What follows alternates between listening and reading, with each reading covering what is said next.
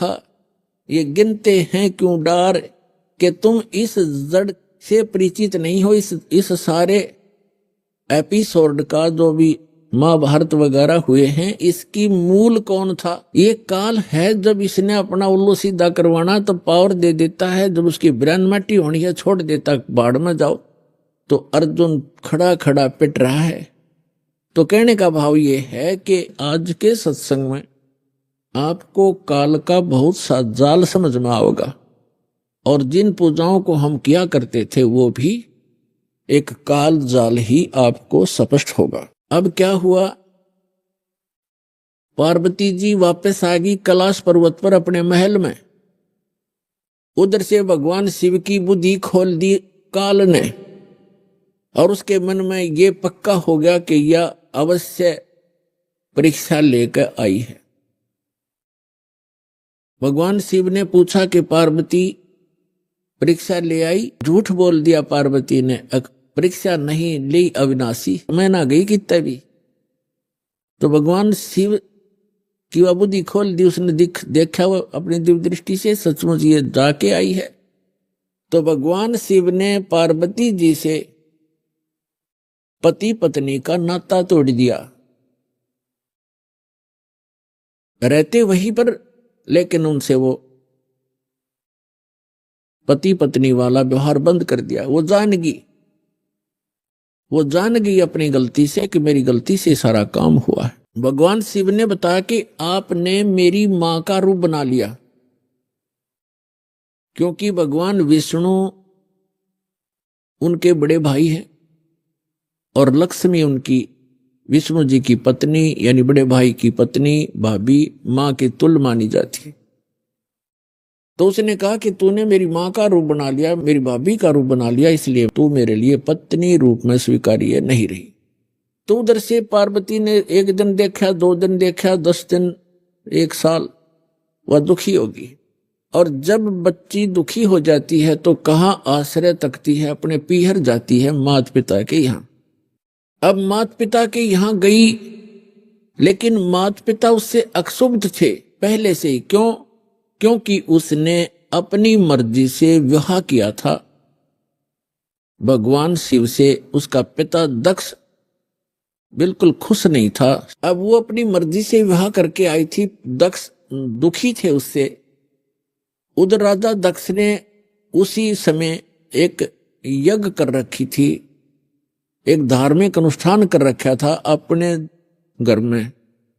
और धार्मिक अनुष्ठान के अंदर एक ऐसा इन ब्राह्मणों ने, गुरुओं ने बना रखा है कि धार्मिक अनुष्ठान करे तब सारी लड़कियों को, उनके पतियों को यानी अपने दामादों को भी आमंत्रित किया जाता है, और भी गणमान्य व्यक्तियों को, साधु संतों को भी आमंत्रित किया जाता है।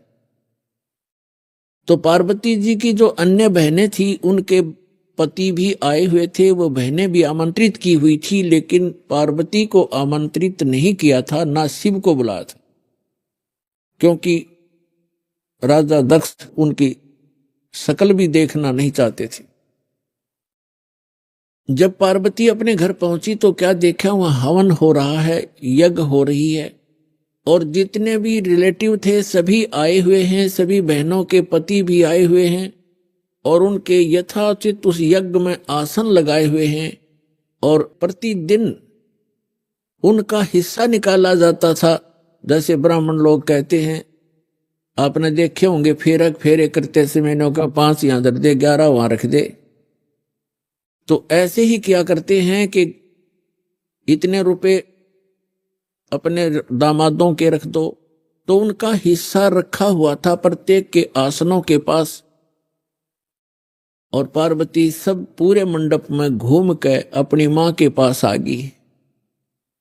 और ना दक्ष उनसे मुख से बोला कि आजा बेटी, और बेटी मां के पास ही अपना दुख रोया करती है। अपनी मां के पास जाके कहने लगी, मां आपने यज्ञ कर रखा है, धर्म यज्ञ कर रहे हो, और हमारे को आपने आमंत्रित नहीं किया, क्यों नहीं किया? और ऐसा भी था कि जैसे किसी बहन का कोई पति नहीं आया है, उपस्थित नहीं हो पाया किसी कारण से, तो उसका आसन लगा रखा है और ऊपर उसका हिस्सा भी रखा हुआ है। तो पार्वती जी ने कहा अपनी मां से कि आपने ना तो अपने दामाद को आमंत्रित किया, ना मुझे किया, ना उसका आसन लगा रखा है। ऐसा भेदभाव तुमने क्यों किया हमारे से? तब मां ने कहा कि बेटी, ना तो तू मानती मेरी बात, ना तेरा पिता मानता। तूने भी अपनी मर्जी से ब्याह किया था, इससे तेरा पिता क्षुब्ध है और ये इस कारण से तुम्हें बुलाया नहीं। तो पार्वती जी ने अपने पिता से प्रश्न किया कि आपने न तो अपना दामाद बुलाया, ना मुझे आमंत्रित किया, क्या मैं आपकी बेटी नहीं?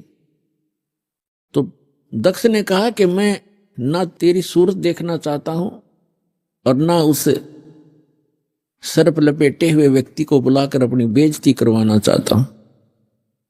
और आपको किसने बुलाया? यहां पर आप जा सकती हैं।